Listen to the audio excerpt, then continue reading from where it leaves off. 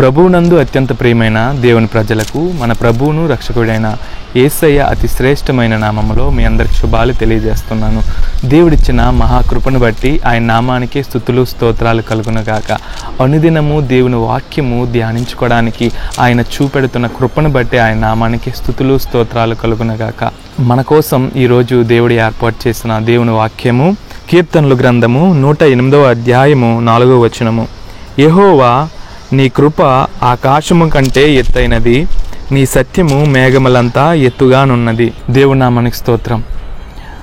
ఆకాశాన్ని అది ఎంత ఎత్తుగా ఉంటుందో ఏ మానవుడు కూడా చెప్పలేడు. ఆకాశంలో విమానం ఎక్కిన ఆకాశాన్ని అంటుకోలేం. ఆకాశము అంచులు ముట్టడానికి మానవుడు విశ్వ ప్రయత్నాలు చేసిన ఆకాశం ఒక అంచు ఎక్కడనేది తెలుసుకోలేకపోతున్నాడు.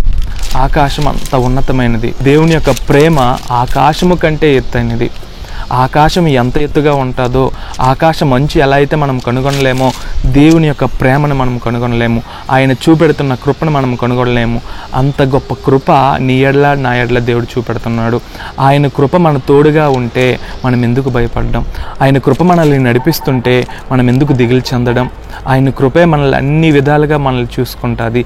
ఆయన కృపే మనకు సత్య మార్గాన్ని నడిపిస్తుంది.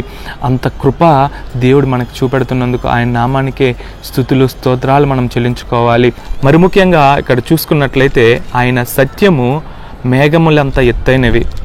ఆయన సత్యం అంటే దేవుని వాగ్దానము, ఆయన సత్యం అంటే దేవుని వాక్యము. దేవుని యొక్క నిత్య మాటలు ఎంత ఎత్తైనవంటే, మేఘములు ఈ భూమి మీద నుంచి ఎంత ఎత్తుగా ఉంటాయో దేవుని యొక్క మాటలు కూడా అంత ఉన్నతముగా ఉంటాయి. నీ ఎడల నా ఎడల చేస్తున్న దేవుని ప్రణాళిక అంత గొప్పది. ఆయన ప్రణాళికలో మనమందరము ఉన్నాము కాబట్టే మనం ఎంతో శ్రేష్ఠులము.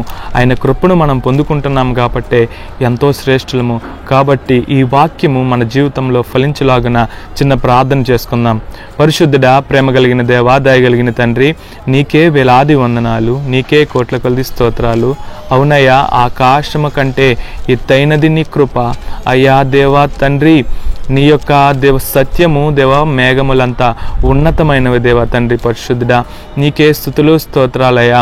అట్టి కృప మాకు చూపెడుతున్నందుకు నీకే స్తుతులు స్తోత్రాలు.